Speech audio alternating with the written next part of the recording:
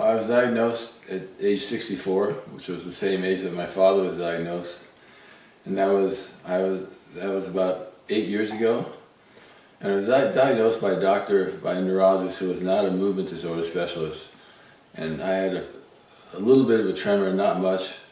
My right hand wasn't swinging, but then my wife noticed when we would hike and stuff like that.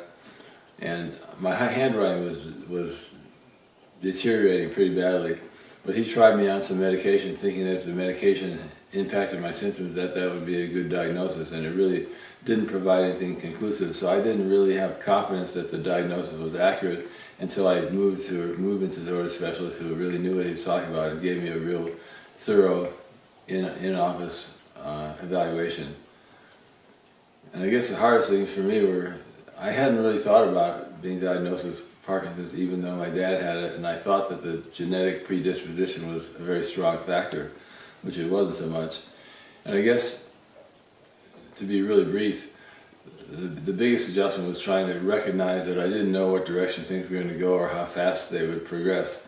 And so what activities I could do, and could I continue traveling and doing the things that I planned to do in retirement, would those things have to change or not, were uncertainties that I learned to live with, and found that I was able to get through the first few years without much medication and without much alteration of my lifestyle. But since that time, I've had to adjust my expectations of myself in terms of what I could do physically.